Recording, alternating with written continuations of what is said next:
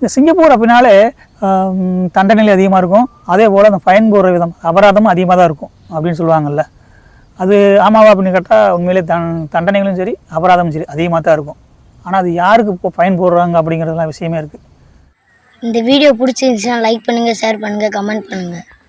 இப்போ நம்ம வெளிநாடுகள்லேருந்து சிங்கப்பூருக்கு வரணும் அப்படின்னா டூரிஸ்ட் விசாவில் வரலாம், இல்லைனா இப்போ நாங்கள் எங்களை மாதிரி ஒர்க்கிங் விசாவில் வரலாம். இது மாதிரி பல விசாக்கள் இருக்குது வர்றதுக்கு. இங்கே சிங்கப்பூர்லேயே கூட கிட்டத்தட்ட 10-15 வருஷமாக இருக்கவங்களுக்கு கூட இங்கே இருக்க சட்டத்திட்டங்கள் சிலது தெரியுது, பல விஷயங்கள் தெரிய மாட்டேங்குது. இந்த நாடுன்னு இல்லை, நம்ம எந்த நாட்டுக்கு போனாலும் அந்த நாட்டில் இருக்க சட்டத்திட்டங்கள் என்ன, அங்கே ரூல்ஸ் அண்ட் ரெகுலேஷன் தெரிஞ்சுக்கிட்டு அதுக்கேற்ற மாதிரி இருக்கும்போது தான் நம்ம வந்துட்டு அச்சீவ் பண்ண முடியும்.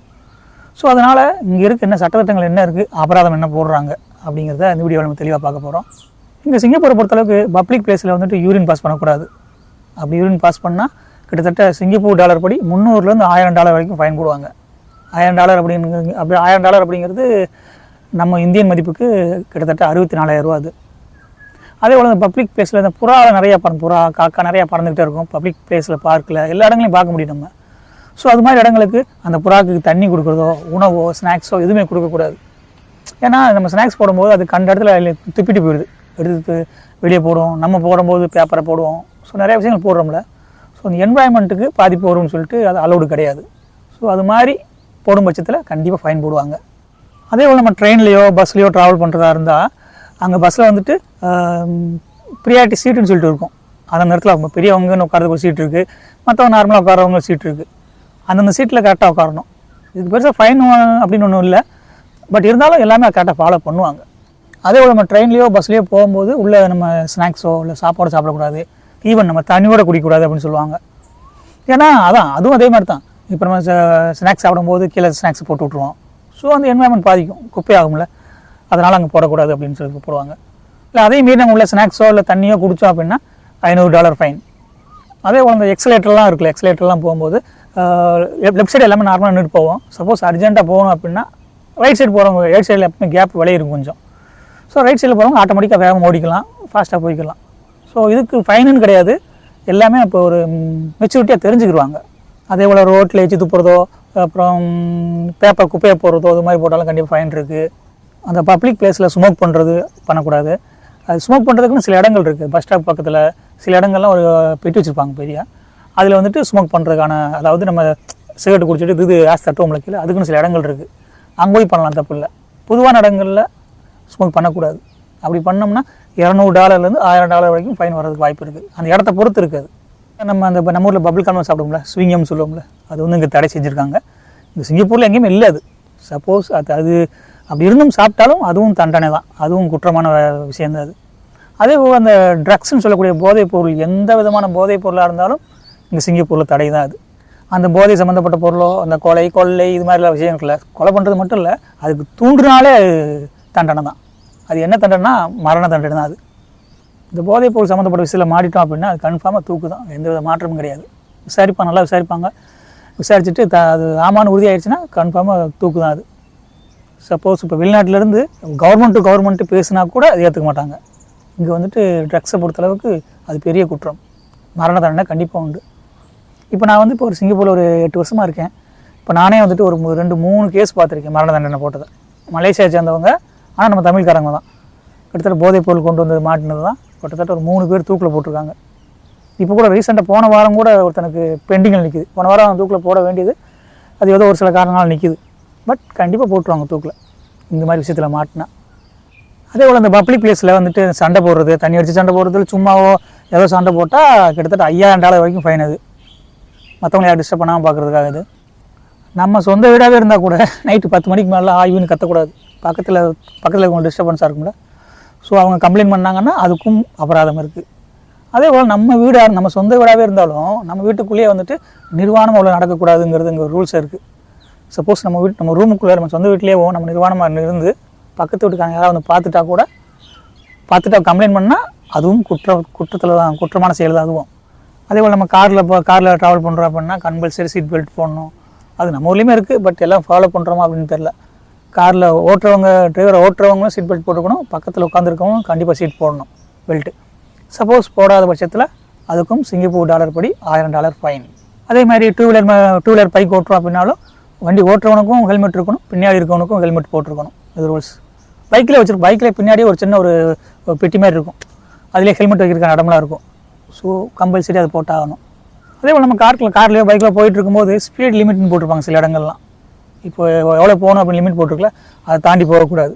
சப்போஸ் அது ஸ்பீட் லிமிட் தாண்டி போனோம் அப்படின்னா கிட்டத்தட்ட ஒரு $400 ஃபைனு. ப்ளஸ் அந்த டிரைவருக்கு உண்டான லைசன்ஸில் சில பாயிண்ட்கள்லாம் குறையும். தொடர்ந்து 4-5 வாட்டி திரும்ப பண்ணும்போது ரொம்ப மைனஸில் போயிடும். மேபி அந்த டிரைவிங் லைசன்ஸு கேன்சல் ஆக கூட வாய்ப்பு இருக்குது தொடர்ந்து பண்ணால். ரோடு கிராஸ் பண்ணுறோம் அப்படின்னா ப்ராப்பரான சிக்னலில் தான் கிராஸ் பண்ணணும். கண்ட இடத்துல குறுக்க ஓடக்கூடாது. அப்படி கிராஸ் பண்ணி போனோம்னா ஒரு $300 வரைக்கும் ஃபைன் போடுறதுக்கு வாய்ப்பு இருக்குது. அதே மாதிரி இந்த ஓவர் ஸ்டேன்னு சொல்லுவாங்கல்ல, இப்போ நம்ம ஊர்லேருந்து வரோம் அப்படின்னா, இப்போ நான் ஒரு ஒர்க்கிங் விசாவில் வரோம்னா 2 வருஷம் 3 வருஷம் வேலைக்கு பெர்மிஷன் கொடுப்பாங்க.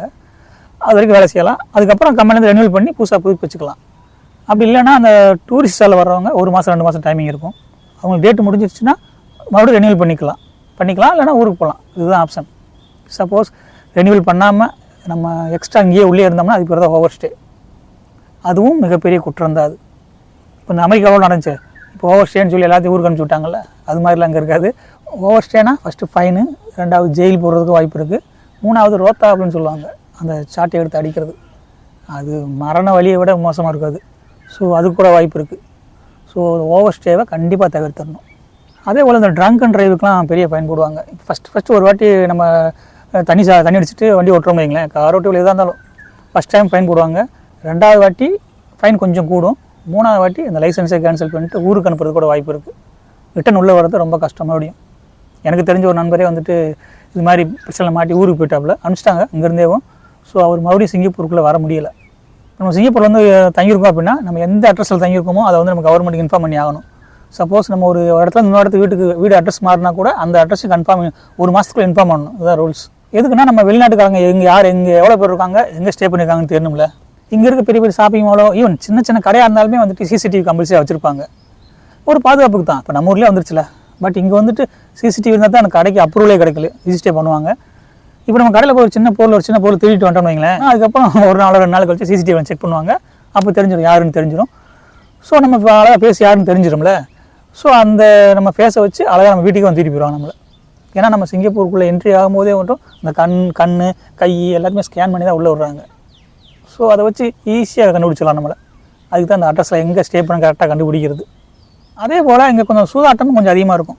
இந்த கேஷினோ, இந்த லாட்ரி சீட்டு, இது மாதிரி விஷயங்கள் கொஞ்சம் நிறையாவே இருக்கும். ஏன்னா எல்லாமே கவர்மெண்ட்டு தான் பண்ணுறாங்க, அப்ரூவல் கரெக்டாக ப்ராப்பராக தான் பண்ணுறாங்க. இப்போ நம்ம இந்தியாவிலலாம் அந்த கோவா அது மாதிரி இடத்துல கேஷினோலாம் இருக்குல்ல, அது மாதிரி இங்கேயும் இருக்குது.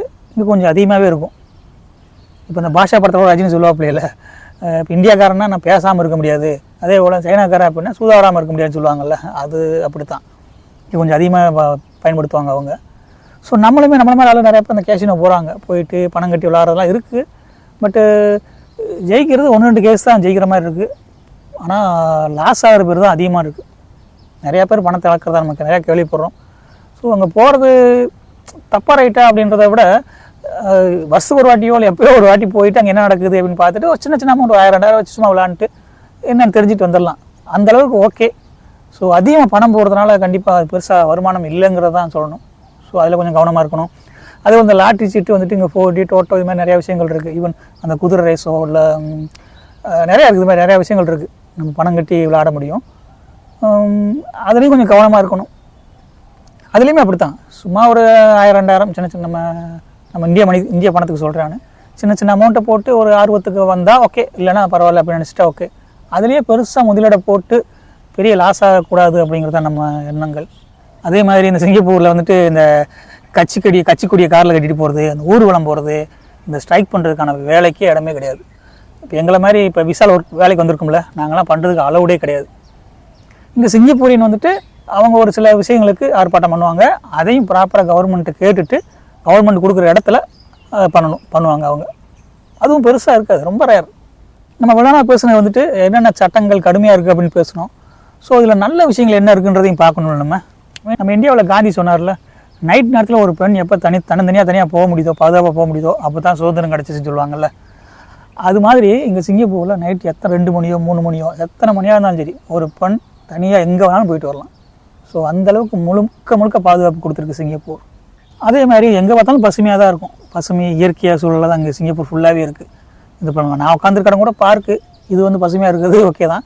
நம்ம ரோட்டில் நடந்து போனாலும் சரி, நம்ம ஆஃபீஸு, பில்டிங், வீடு எல்லாம் எங்கே பார்த்தாலும் மரங்கள் அதிகமாக இருக்கும், பசுமையாக இருக்கும். ஸோ அதன் மூலமாக அந்த ஏர் பொல்யூஷனை கண்ட்ரோல் பண்ணுறாங்க, அந்த என்வரான்மெண்ட்டை பாதுகாக்கிறாங்க. ஸோ ஒரு அமைதியான சூழ்நிலை கண்டிப்பாக வாழ முடியும். அதுக்கு ஒரு அருமையான நாடு இது. அதே மாதிரி தனி மனித வருமானம் அப்படின்னா, இப்போது 2022 கணக்குப்படி இந்தியாவோட ஒவ்வொருத்தரோட தனி மனித வருமானம் வருஷத்துக்கு அப்படின்னு பார்த்தோம்னா 12,000 ரூபா சொல்கிறாங்க ஒரு ஆளுக்கு. இது இப்போ ஒரு சிலர் வந்து 1 லட்ச ரூபா சம்பாதிக்கலாம், சிலர் 10,000 ரூபா சம்பாதிக்கலாம், டிஃப்ரென்ஸ் இருக்குல்ல. ஆனால் நம்ம சொல்கிறது ஆவரேஜாக சொல்கிறது. ஒவ்வொரு இந்திய குடிமகனுக்கும் வருஷத்தோட வருமானம் 12,000 ரூபா சொல்கிறாங்க. அதே தனி மனித வருமானம் சிங்கப்பூரில் வருஷத்துக்கு 1.5 லட்ச ரூபா.